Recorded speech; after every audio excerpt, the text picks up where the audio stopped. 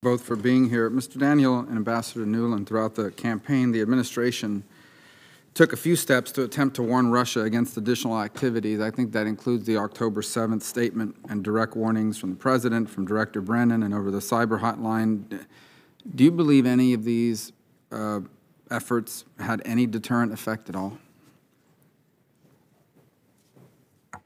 Thanks, Senator Rubio. I think it's pretty well unknowable what the total effect might have been. It appears that there may have been a slowing of Russian activity in September after the President directly warned President Putin, but clearly by the middle of October that activity had resumed in full force. I would agree that it's essentially unknowable. I think that it did, I believe it prompted them to shift some of their focus away from trying to penetrate state-level voter systems and focus more on the influence operations. But again, I think that it's a very difficult question to answer. Well, in that context, you both, I think the date you pointed to was October. When you said you thought it might have restarted up, even if in a different direction, mid-October? I think the Russians were constantly reevaluating the opportunity that this operation gave them and seeing more and more advantage. I think by mid-late October, they may well have changed their calculus about the outcome of the election and accelerated their influence operation accordingly. So in that context, and this happened after the President's warning, the later release of the Podesta emails, do you ascribe that to kind of moving in a different direction in terms of and in particular towards the influence campaign that Mr. Daniel referred to, as opposed to the attacks on state systems and the like? I wasn't involved in working with the states. Obviously, I was only involved in the Russian piece of it.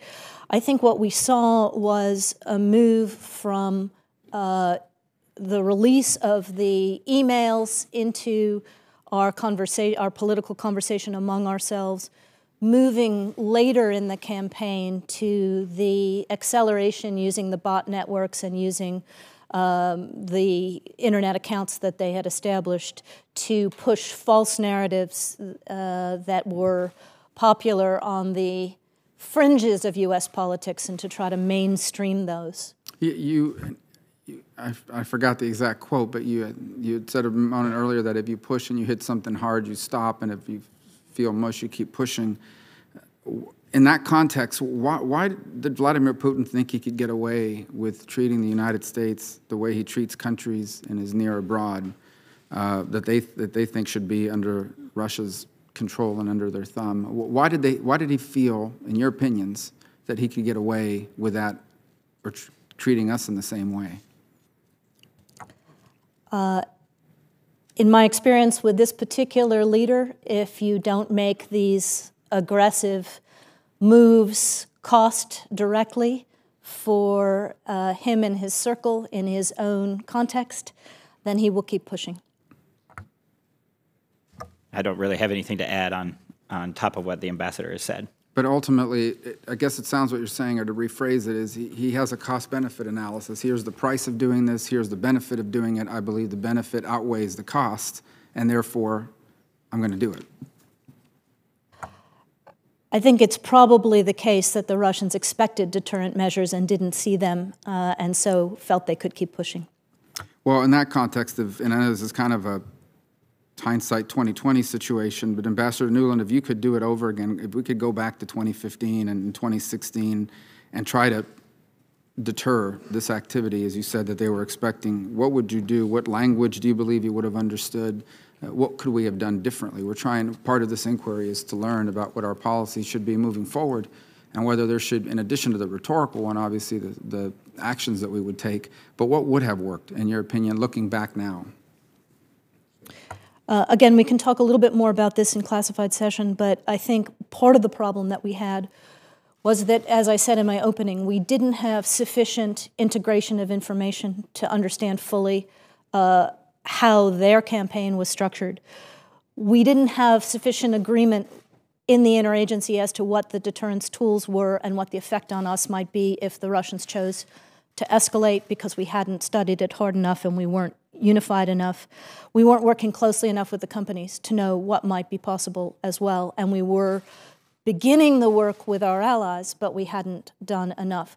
So if you look at the more successful counter-operation that French President Macron later did in the following year, some of which built on our experience that we shared, what he was able to do was to much more quickly than we were identify Russian influence operations, to call them out, and to put a legal structure in place to counter them. So he essentially neutered the influence by telling his people that this was Russia. It was not part of the debate in France.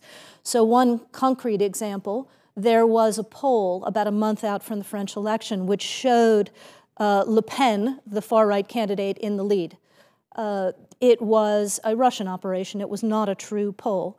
And the French were able to prove that, both in terms of the origin of the information heading back to Russia and in terms of their own data. And within the same news cycle, virtually, or within a week, they were able to debunk it publicly, and therefore they blunted the weapon. We've got to be in the same situation, at least, if not in terms of countermeasures inside Russia and other adversaries, so that they know that this is going to cripple them as well.